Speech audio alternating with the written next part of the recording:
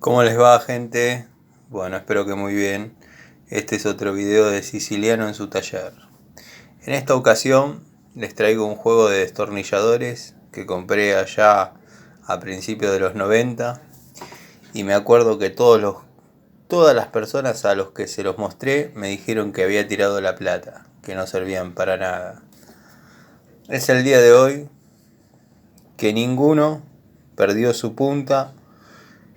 La varilla de acero cromo vanadio verdaderamente es muy buena. El acetato no se, no se deteriora con la nafta, lo uso mucho en mecánica.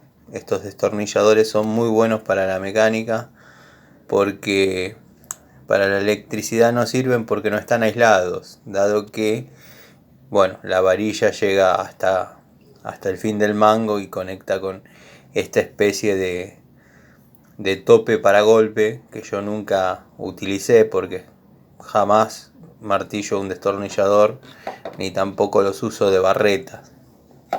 Me acuerdo que en el blister venían 4 planos. En aquella época se usaba mucho el plano. El Phillips lo ponían los fabricantes para cuando no querían que la gente desarme las cosas. Y venían el Phillips PH1 por 75, el Phillips 2 por 100, que lo tengo en la caja de herramientas. Este es uno, igual al anterior, que yo había comprado 2 jueguitos de estos. Y me acuerdo que yo ponía a punto los ciclomotores y me rozaba en la bobina, no me acuerdo muy bien en qué parte ni en qué ciclomotor, y me quemaba el condensador. Entonces había fabricado esta manguerita, que si bien es un pedacito de manguera de combustible, de moto,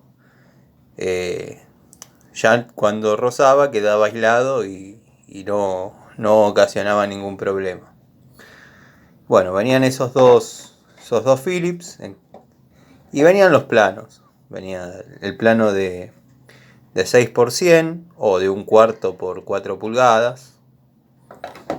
Después venía el de 316 por 125 milímetros.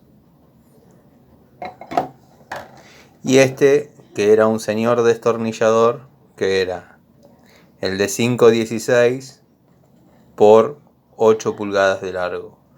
Servía mucho para las abrazaderas que estaban por allá abajo en los motores. Era muy útil. Yo verdaderamente nunca los usé para barretear ni para palanquear nada.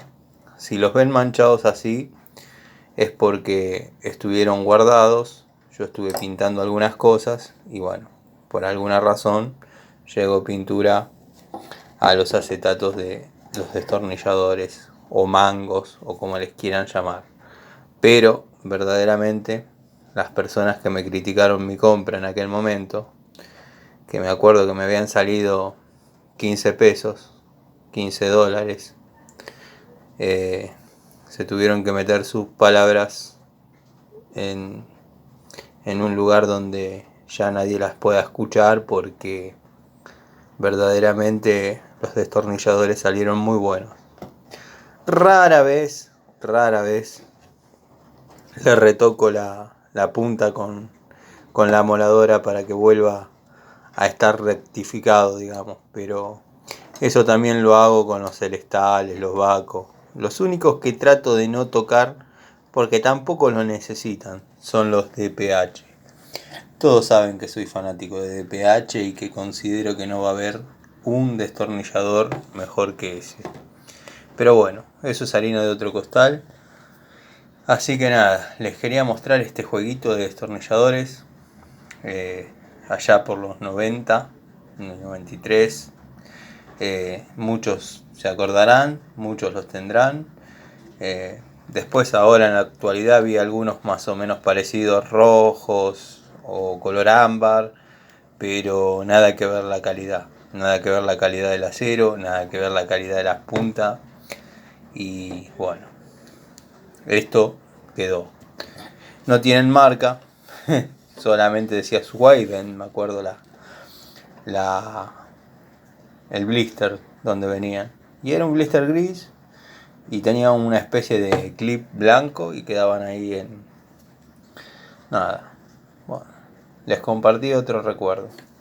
Les mando un saludo, espero no molestarlos, que se entretengan, que aprendan algo o qué sé yo, al menos pasen el rato viendo herramientas. Les mando un saludo.